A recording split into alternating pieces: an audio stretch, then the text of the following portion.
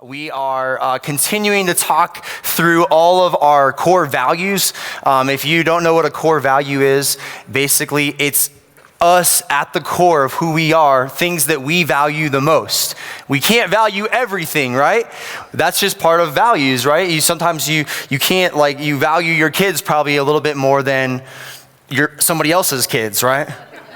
We are going to value these messages, these thoughts. These are going to be part of who we are as a church moving forward. And so if you're just checking us out, if you're like, hey, what is One Life all about? These are great messages just to get the heartbeat of what our church is about. And the first 4 weeks, or I guess in February, we talked about all of these messages we called Made For. These are what we're made for. And now we're going to change a little bit and go to Live For. What is it that we want to live for? So we're not just designed to do something, but we can actually live it out, right? James talks about how we look into the mirror of God's word, and it's not just that we look at it and say, hey, that's nice, but we actually live it out. Look at your neighbor and say, let's live it out. And so what we're going to do is we're going to go through the next 5 weeks in March, going into Easter, and we're going to be talking about these things that we want to live out, that we want to do, we want to put into practice. And so today we're going to start that out by talking about how we grow in community. Everybody say community. We grow in community and by serving one another. Who likes to serve people? I used to be a server, Red Robin, 5 years, put myself through college. It was really just the closest restaurant to my college. I didn't have a car, but I quickly learned that serving people is tough. Those of you who've been in the food business before, every time you go to a restaurant, you're like, God bless you, I'm sorry. Continue, you'll get out of it someday, right? But serving is not one of those things that we should just be like, oh man, I just have to serve. But it's something that we get to do. It's an honor and a privilege. And so we're going to talk through 3 different passages in Jesus' life, actually the last night of his life. So the question that I threw out there was, how did Jesus spend his last night on this earth? Before he died on the cross, before he went through that excruciating death on the cross, he had a moment. He had a powerful sit-down meal with his family. How many people, if you had one night left to live, who would you probably spend it with? Probably some stranger on the street, right? If you knew tonight was going to be my last, no, you would probably hang out with hopefully your wife or your husband or maybe your family, your brothers, your sisters, people that you value the most. And so I want you to think about that. What would you do if you only knew you had one night left to live? Jesus, he knew his time was coming to a close, and he had this last chance to give his disciples his last words. Don't you think those last words are probably important? Yeah, they're probably the things that he wants to reinforce, that he wants to share again, and he wants to reiterate those things. And so we're going to be talking through my favorite book in the Bible, John. My name's John, if you didn't know. Nice to meet you. But literally my favorite book in the Bible is John. And John, I talked out of it last week, the last book of John 21 last week. Today I'm going to be talking out of John 15. I keep saying tonight, it's today. It's so dark in here, it sounds like, anyway. Let's talk through John 15, verse 13. Jesus says these words. He says, love each other deeply. Everybody say deeply. Love each other deeply, as much as I have loved you. For the greatest love of all is love that sacrifices all. Real quick, if you missed last week, I talked about love. I unpacked that love isn't just like, I love you, but love can be expressed between brothers. It can be expressed between friends. It can be expressed between a husband and wife. It can be expressed between strangers. But this is a deep love. For the greatest love of all is love that sacrifices all. And this great love is demonstrated when a person sacrifices his life for his friends. Sacrifices his life for his friends. Real quick, anyone seen the movie Frozen? Frozen, they talk about true love, true love, true love, and then all of a sudden, it's not the kind of love that everybody else talks about. It's the Bible love. Frozen stole it from the Bible. When a person sacrifices his life for his friends, you show that you are my intimate friends when you obey all that I commanded you.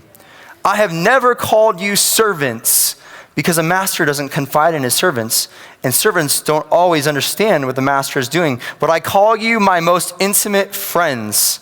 If you have your pen, underline the word friends there. For I reveal to you everything that I've heard from my Father. You didn't choose me, but I chose and commissioned you to go into the world to bear fruit. And your fruit will last. One of our phrases here is we want to invest in things that last, right?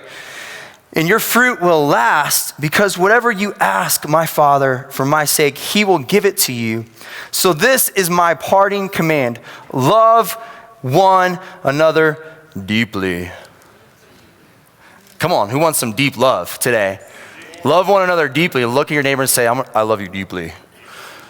All right, so let's pray real quick before we go any further. We're going to talk about deep love today. God, thank you so much for this day. Thank you so much for every person that's here. Lord, springtime is here. It's getting warmer. We're excited for the new things that are happening. And Lord, I pray that you would just help every person to experience your love today. In Jesus' name, amen. Amen. So I have a board up here. It's kind of dirty. I tried to clean it. I'm not very good at cleaning things, though. That's why I have my wife. I'm just joking.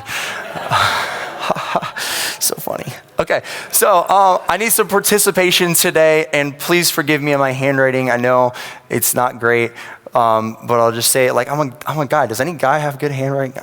Anyway, sorry. Okay, not the stereotype. All right, so I'm getting in trouble. All right, so we're going to talk about a friend. I'm going to ask you a question. Are you a good friend? Who would say you're a good friend? I don't know, you should probably ask your friend, right? Like maybe you're sitting next to a friend. Ask them, am I a good friend? So over here, I want to talk about just good friends real quick.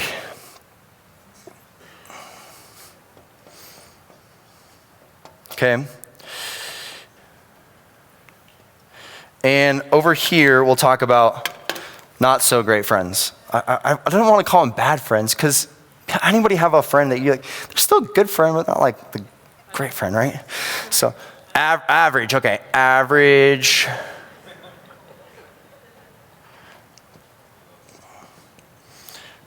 Okay, so I want you to think about that. What separates like a great friend from an average friend? Okay. Say that again, Tom. Drop what they're doing to help you. Who's had a friend like that? You got a flat tire. You know one person. You're gonna call that person. So what's another word for that? Available. I like that. Oh no. Shoot. So this is what. Oh my goodness. Here, can you help me? Okay. I can't multitask here, guys. Didn't you hear that message? She's gonna even fix it for me and clean it for me. All right. Now I have green fingers. Here you go, baby. No. Can you write up here? Okay, she's gonna write. Okay. All right. Hold that thought. Just. I asked if you wanted. This is a good friend right here. No, I can do it. Yeah, she asked me, do you want to write? And I'm like, no, I got this. Oh. Judah's joining us. This is my son, Judah, right here. All right, so let's go back to it. Okay, so available on this side. How about someone who covers your weaknesses? Right here. This is what she does. She covers my weaknesses. Doesn't just expose your weaknesses like you guys are doing, but covers them. Just joking. All right. No, you guys were trying to help me out. I get it. All right. So what else? What makes a great friend? Someone who prays for you. I like that. Anyone? Anything else? Sorry, that again. Checks in on you. Yeah. They're like, hey, I noticed you're kind of off today. Like, what's going on? They want the best for you. Someone who wants the best for you. Good. Accountability. Accountability. Are you getting all this? Accepts you for who you are. Woo. Honest. Listens. Honest, listens. Okay, someone said something in the back over here.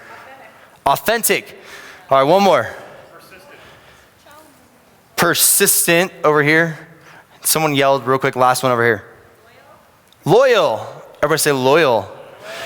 That's good. I want to talk about that today. Loyal. All right, now let's think of those people in our life that are like we wouldn't want to hang out with on a Friday night, but they're okay friends. Or maybe people in your life that are no longer in your life for a reason. Okay? We can throw some people under the bus. Don't look at your neighbor when you're giving suggestions, though. Okay, someone who is an average friend. Someone give me an answer. What's that? Only there for the good times. Only if it benefits them. Personality? Toxic personality, okay. Someone who's flaky. Negative. Okay. Negative. Judgmental.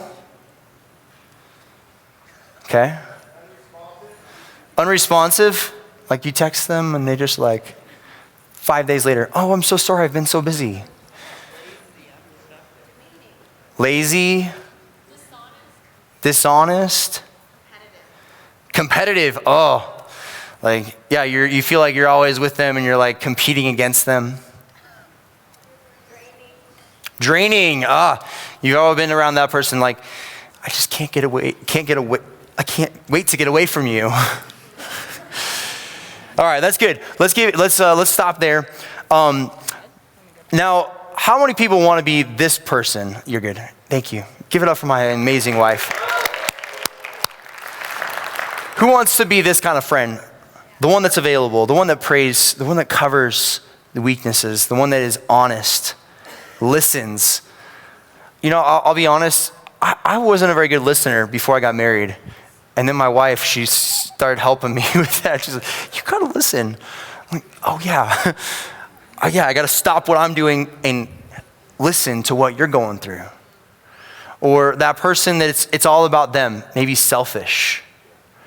Now, if you're not careful, people that are selfish, do they know that they're selfish? It's kind of like a blind spot, right? It's someone that they could get better, but they don't see it. They don't know. Or maybe they don't really care about you. Have you ever been to a place that feels like this? You're just like, I just don't want to go back there. Like, just negative. Like, I just feel drained. I just feel like I'm competing against people. Maybe this is like your work right now. I'm sorry. But I want to let you guys know that we want to be the kind of church that feels like this. We want to be the kind of church that checks in on you. We want to be the kind of church that helps you hold you accountable. We want to be the church that is honest with you. We want to be the church that listens. We want to be the church that is loyal, persistent. We want to be the church that covers your weaknesses, is not judgmental. But sometimes church can feel like this. We want one of our core values, probably one of our most important core values, is that we want to be a place where you can be in community, where you can serve each other. But it's a two-way street. Who's been in a friendship and it felt really one-sided? Like you're giving, but that place isn't giving back, or that person is not giving back. So what this is going to take is for all of us to say, hey, we're going to put aside our selfishness. We're going to put aside what we want, and we're going to be good friends to one another. Jesus, in the way he explained the gospel, is he says, I call you friends. That's how he wants his relationship with us to be. But friendship is two ways. Friendship takes effort. Friendship is hard. Friendship takes commitment. Friendship takes selflessness. It's not the kind of thing where we just come to God and we say, God, give me, give me, give me, give me, give me, because that's a one-sided friendship. Maybe you're guilty of having this. It's called social media sometimes. We always like to throw social media under the bus, but we all, maybe most of us are on social media. We are so connected to people, but yet so lonely.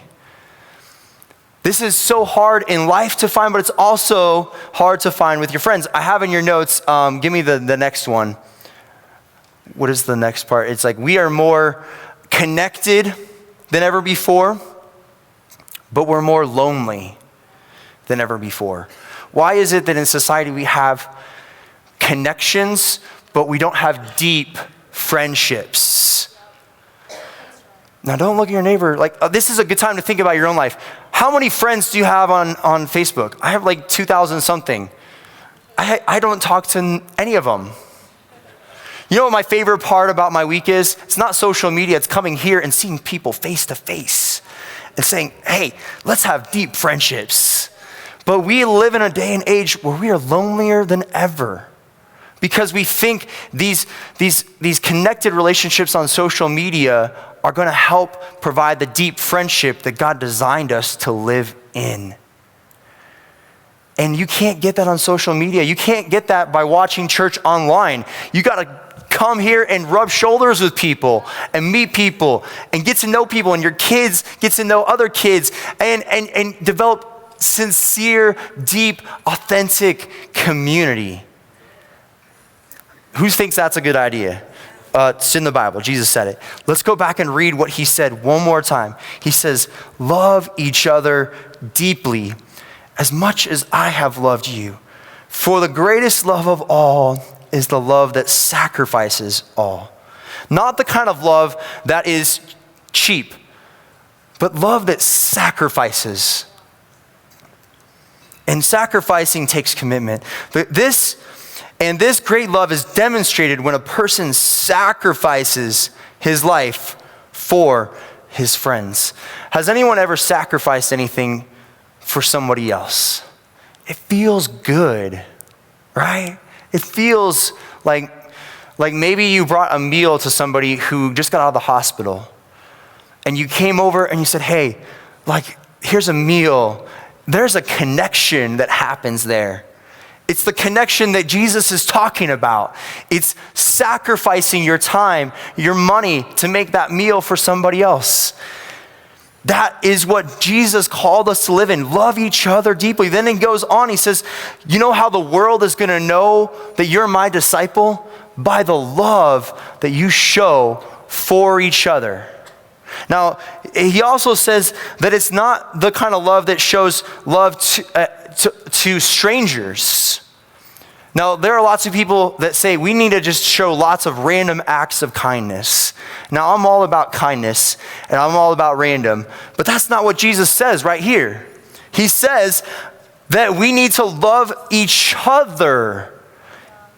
He says that we need to be in community with one another.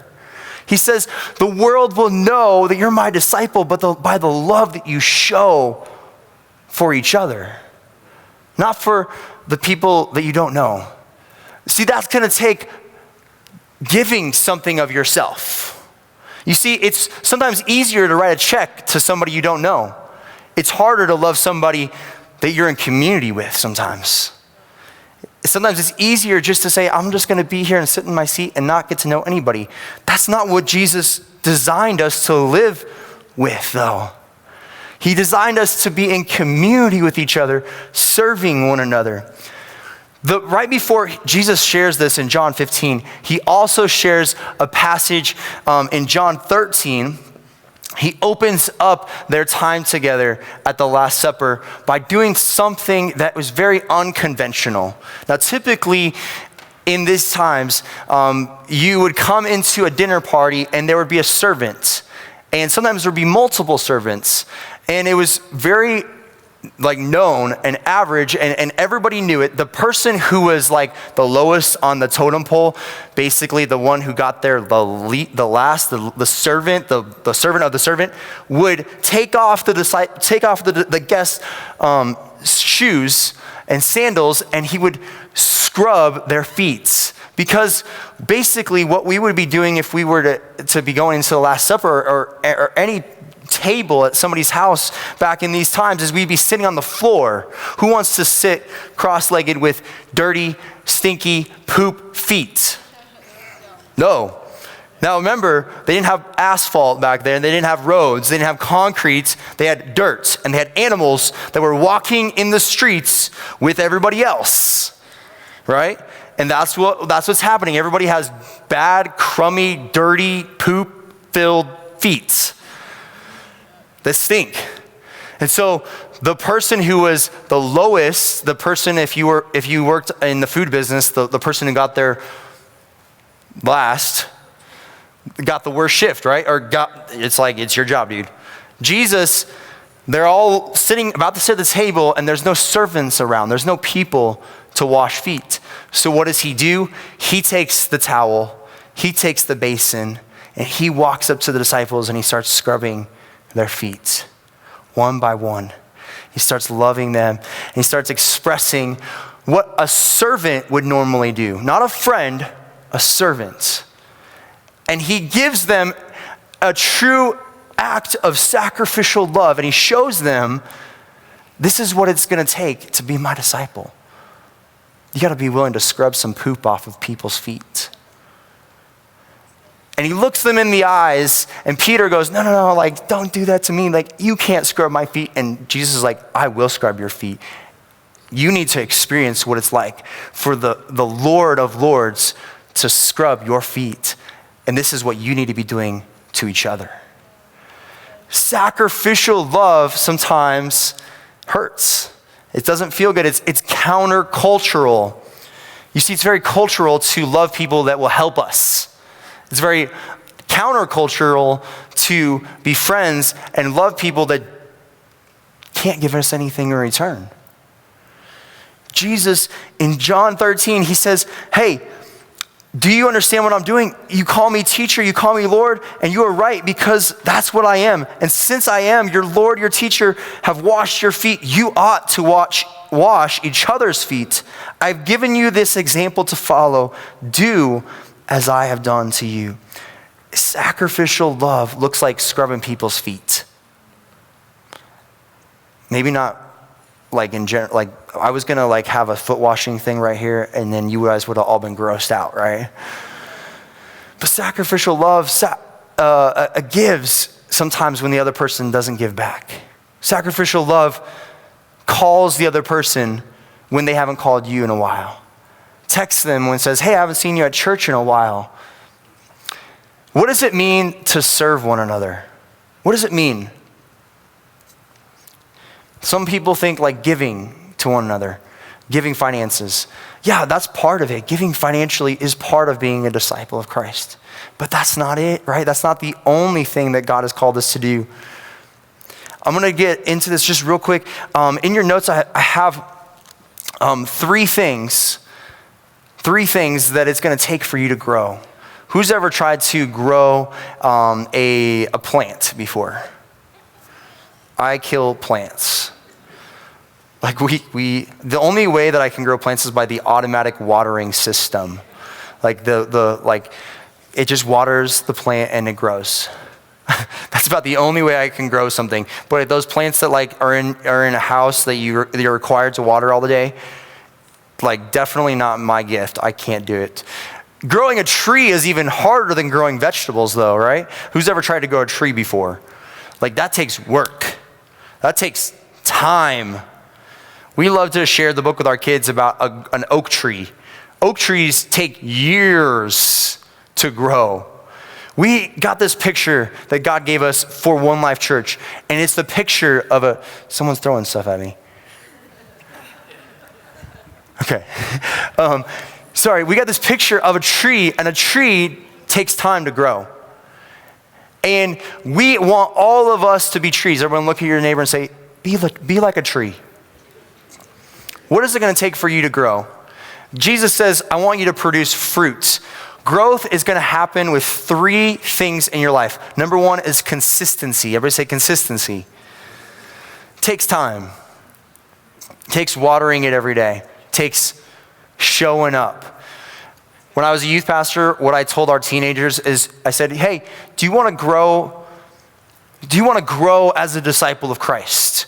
And they were like, yeah, let's do it. I'm going to say 3 words that are going to help you grow. You guys want to grow as a follower of Christ? You want to be like Jesus? You want to produce fruit in your life? 3 words, just show up. Oh man, that's so good. That's so simple though. Just show up. What does that mean? Get here on Sundays. Get to your life group. Just show up. Get committed. Be consistent. Put roots down. You know what the first part of growing as a disciple of Christ looks like? Putting roots down and saying, this is home. This is where I'm going to be. I'm going to grow. Some of you want to grow and you're not seeing growth in your life. It's because you haven't called one place home yet. And I don't care if it's our church or somebody else's church. You need to pick one church and put roots down and say, this is my community. I'm not going anywhere. Let's do this. Just show up. And every Sunday you get excited. You're ready to go. And you're not thinking about, man, what's the other church doing? No. You're thinking, I need to be at this church because this is home and this is where my roots are. And when you put roots down, consistency happens. Consistency happens. You know, one of the gifts that I had as a kid is I had my parents who continued to be consistent over and over and over and over and over. And we went to the same church all the way up till I was 18. It's because my parents were the pastors. And I had no choice. Sometimes you just got to say, hey, it doesn't matter. We're going to church no matter what. My dad always had a rule. He said, you know what, John, we're going to show up to church on Sunday. I was like, Dad, I have prom. He's like, I don't care if you're out till 4 a.m. on prom night. You're showing up on Sunday morning because that's what we do. We show up. And he taught me faithfulness. He taught me commitment, and commitment is the first thing that you need to grow. Without commitment, nothing else works. Jesus, he committed his life to 12 disciples, and he said, you know what? We're going to spend as much time together as possible. We're going to do ministry together. We're going to do life together. Maybe if he was around, they would have created a group text. But they didn't have group texting, so they just followed him around everywhere. How many disciples do you think Jesus asked to be his disciples, but didn't follow him? Didn't stay around? Man, those guys could have been in a history book, and they weren't. Number 2, commitment. Everybody say commitment. Let the roots grow. Consistency, commitment, I guess they're kind of the same. 3, care. Everybody say care. Care means being honest, listening. Sometimes you ever that friend that you want to say something, but you know you just can't say something. You just need to listen. That takes care. That takes self-control to say, I want to tell you, give you advice, but no, I'm just going to listen to you first. Persistency, loyalty, accountability, praying for you, checking in on you. See, I have some great friends around here. I love being at this church. I love rubbing shoulders with people. One of my best friends here is Wes. Where's Wes? He's here somewhere. Might be in the lobby. I don't know. It's Wes's birthday today, by the way, so you should all give him a big hug because he loves hugging people. But every time I'm around Wes, man, I just get like pumped up. I'm like, let's do this. I have a picture. This was Joanne and I. We were literally like crying together after launch Sunday a few weeks ago.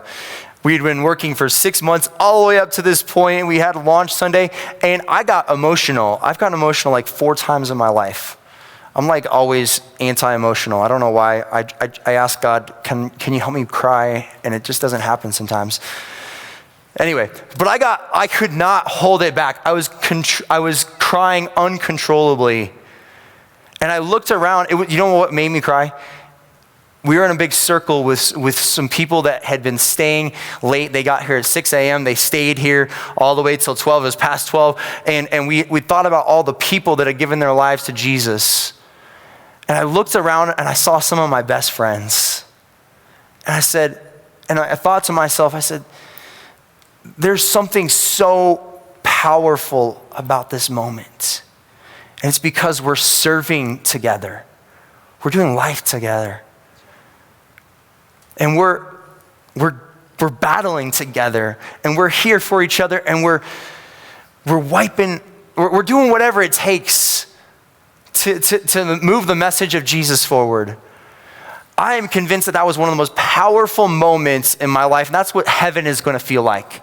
Heaven is going to feel like looking around at your best friends and saying, man, we have served together, we have fought together, we have been in community together, and maybe you don't have that in your life. Well, it's not that hard. Consistency, commitment, care. That is what's going to make the tree of your spirituality grow and grow and grow. Because what happens is when you're in community with each other, you sharpen each other, and you call each other out, and you pray for each other, and you show up on Sundays because you're like, that person's going to notice that I'm not there. I better get there. And you grow, and you grow, and you grow. And then you get into a group together, and you get into a group text together, and you do things, you do life together. That's how God designed us. That's what he says. What does it look like to serve each other? To be in community with each other. Romans, Paul, he says just something very, very powerful. Romans 12 verse 9, he says, don't just pretend to love each other, really love them. Okay, so this is for you. Don't pretend to love each other, really love them. Anyone ever had that, like, the small talk at work? You're like, hey, how was your weekend? Good. That's pretending to love each other, guys. We got to be in community to love each other. Don't just pretend to love each other. Really love them. Hate what is wrong. Hold tightly to what is good. Love each other with genuine affection.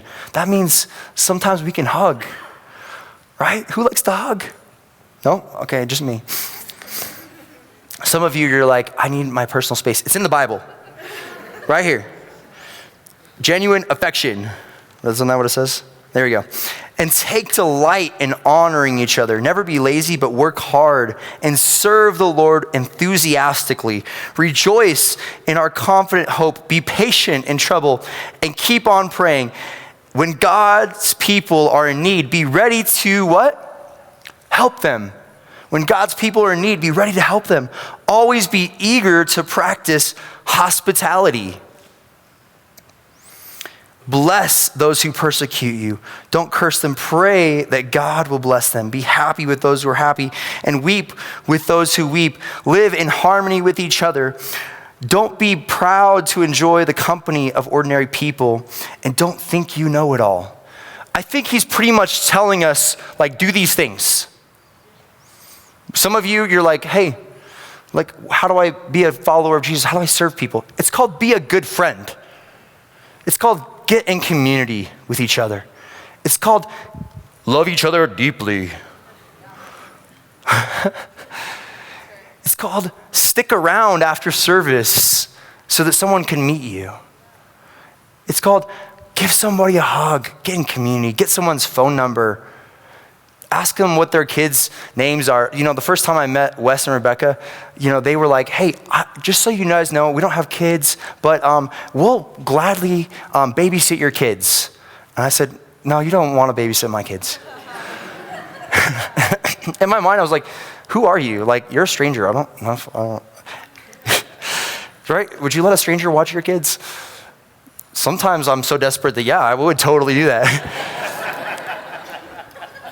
But get into each other's lives, like learn each other's kids, get each other, like, have you ever invited someone into when was the last time you invited someone into your house? When was the last time you invited somebody here into your home? See, what happens in a home is we let our walls down and we start loving each other and we start just we're not competing against each other. We're just here to serve each other. We're here to love each other. That's what it looks like to be at One Life Church. That is honestly probably the heartbeat of our church. It's not my messages. It's not like God's giving me this revelation that you need to hurt. No, show up on Sundays so you can be in relationship with one another, so you can pray with each other, so you can do and take communion together, which is what we're about to do. On that night that Jesus was betrayed, right before he did it, he had this moment with his disciples. And he said, let's be community. Let's love each other. And then he pulled out the bread and the juice. And he started breaking the bread. And he had this powerful moment where he looked around at his disciples and he said, I'm about to die. I'm about to give my life for you. And the disciples were like, what? No, wait, we're about to like conquer the world together. And Jesus is like, no. Like that love that I was just talking about that lays down your life, I'm about to do that for you right now. And the disciples, they didn't understand it.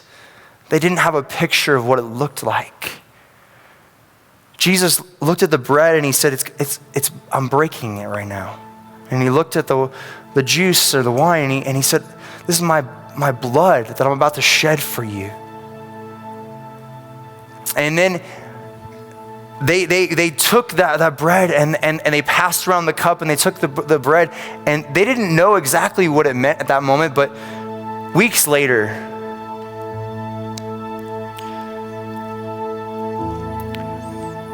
they looked at bread and juice and they said, you know what, guys, remember that time when Jesus, he took the bread, he took the wine, he said, my body was broken for you, my blood was shed for you. Like, let's take communion together. Let's remember what God did. And then Paul, when he writes in 1 Corinthians about it, he says, take it often. Remember what I did for you. I believe that communion, the most powerful time that you can take communion is not by yourself. It's when you're in community with other people. And so what we're going to do today is we're going to take communion, but we're going to take communion a little differently. I have a couple stations up here on each side. And what I'm going to ask you to do is going to be something that you may be uncomfortable with. Is that okay? Is anyone ready to be uncomfortable? If you don't want to be uncomfortable, it's okay. Like you can stay in your seat. But what we're going to do is, and Wes is over here, I'm going to go up to him. I'm going to serve him communion. And then I'm going to hand the bread and the juice to him. And then, you know what he's going to do?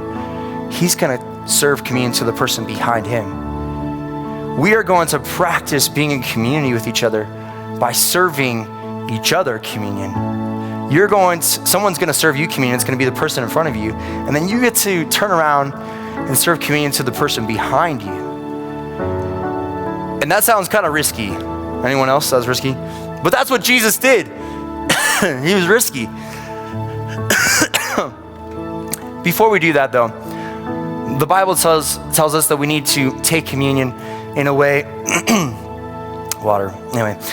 We need to take communion in a way that is not just taking it flippantly, but we need to prepare our hearts. So I'm gonna ask you to close your eyes and to prepare your heart right now. How's your heart doing? How's your heart?